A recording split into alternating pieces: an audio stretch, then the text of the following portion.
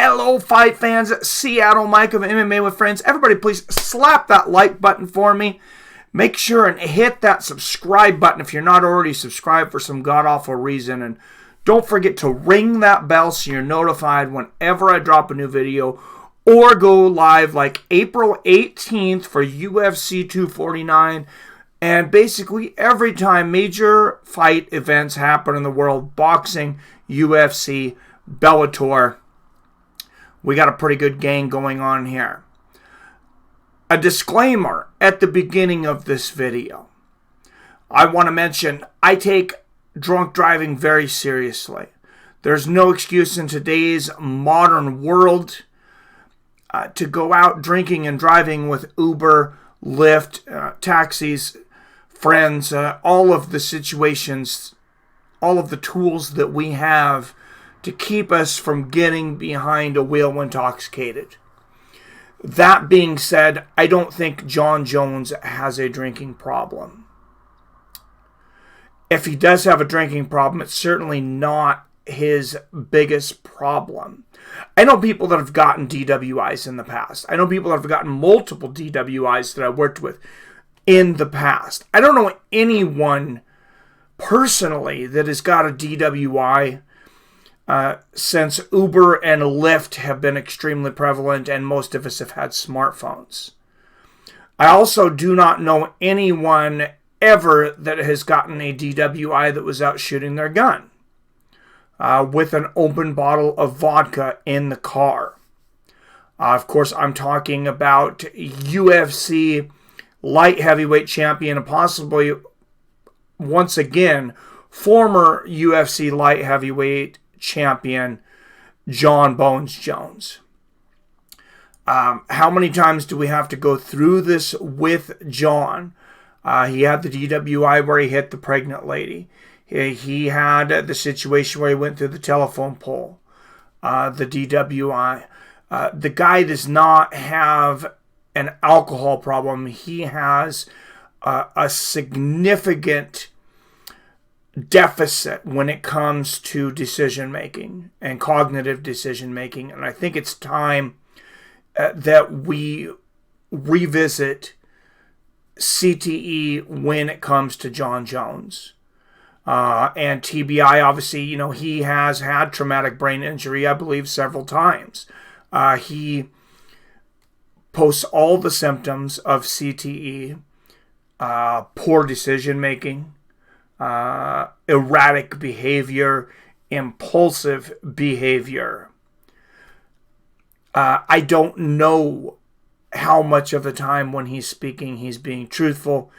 He said that he is now seeking out help for his drinking problem, but I had forgotten that Joe Rogan had actually addressed Jon Jones possibly having CTE as far back as 5 years ago. In 2015, he had mentioned it. Then he readdressed it in 2017. I went back and found these articles when I started thinking about all of his issues with decision-making and impulsivity. And one of the biggest things, one of the biggest red flags to me was the arrest video, which I will post a copy of that via MMA Junkie. Shout out to MMA Junkie, where Jon Jones is asked to recite the alphabet, starting at E. He tries it twice, gets to P the first time, then says E, gets to P the second time, and could go no further. He blew it just over twice the legal limit, did not seem to be so intoxicated that he could not communicate with officers, was actually communicating his intentions quite clearly. One that he mentioned, one of his intentions was that they allow him to take his hoodie off, which he said contributed to anxiety. And then him mentioning several times that he had issues with his short-term memory. I realized Jon Jones is trying to get out of both being tested for a DWI at that moment and out of getting the DWI. I will point further to deficits in decision making in the fact that he was drunk driving once again with his gun in New Mexico and was pulled over by the same police officer that he himself had accused of being biased towards him and having it out for him. Who, sitting in the middle of a quarantine, when you know there's not very many people out on the streets, would go out drunk driving by themselves, no help from friends, and going out shooting their gun?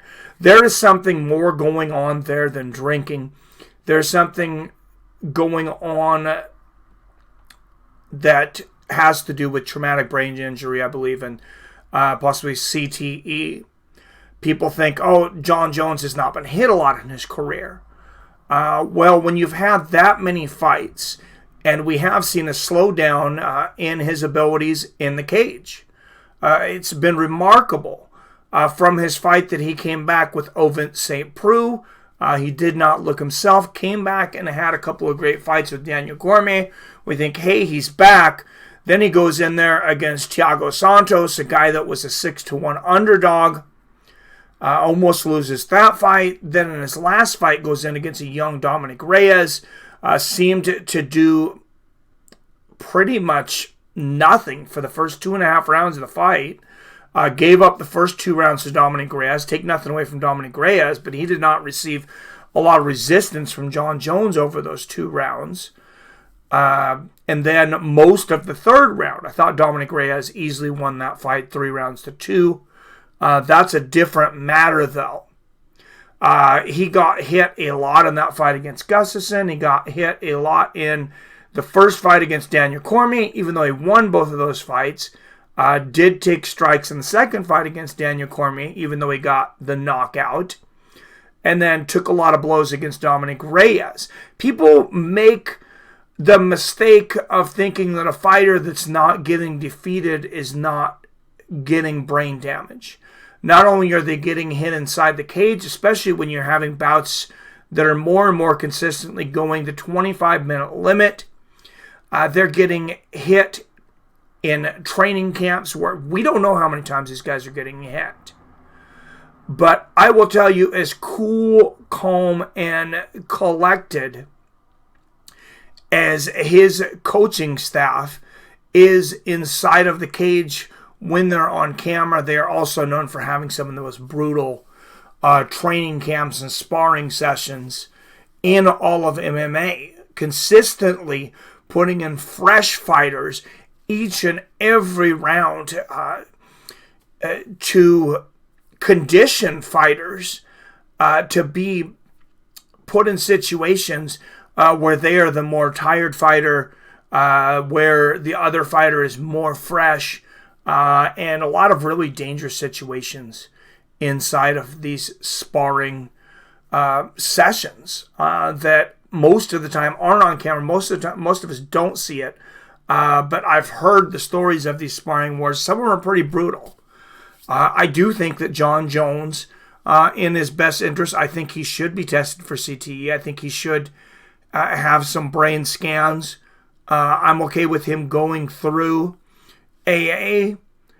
I don't think that Jon Jones wants to go through AA or thinks he needs it by himself. I do think this is a public image thing because he realizes that nobody's going to continue to put up with this type of behavior. But I want to speak to Jon Jones, even Daniel Cormier.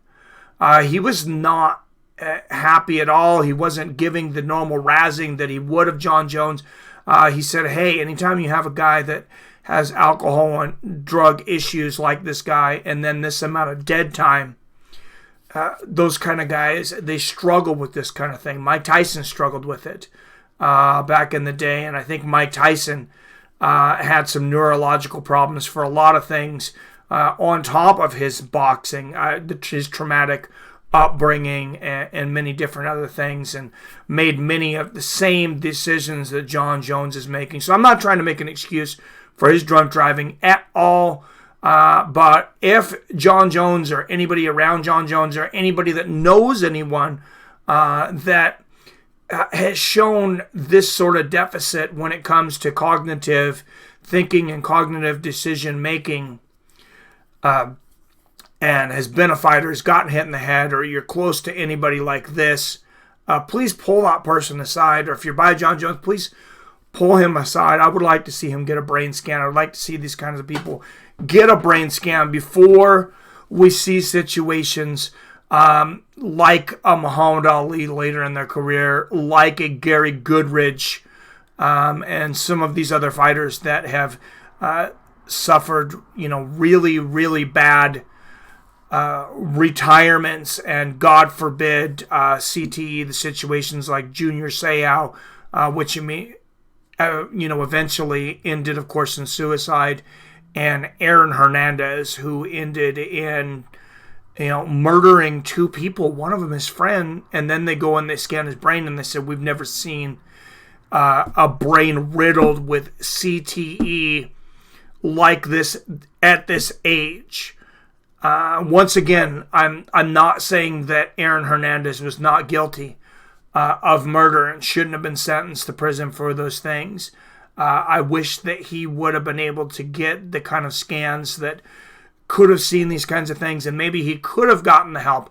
We have a lot of cognitive therapy behavior tools now that we didn't have 10, 15 years ago. You actually have centers that's all that they do, is they work with athletes that have had TBI and possibly CTE. Kat Zingano recently spent a lot of time at one of these therapy centers, as well as many soldiers that have had traumatic brain injury, CTE, and post-traumatic stress disorder. So I hope this brings to light a bigger problem from Jon Jones. And I don't think his biggest problem is alcohol right now. Let me know what you guys think down there in the comments, though. Am I off base? Do you think I'm just coming off as a Jon Jones defender? Let me know what you think down there. Guys, as always, I love you. I respect you. And stay safe. Stay home. And stay clean until situations have gone back to normal.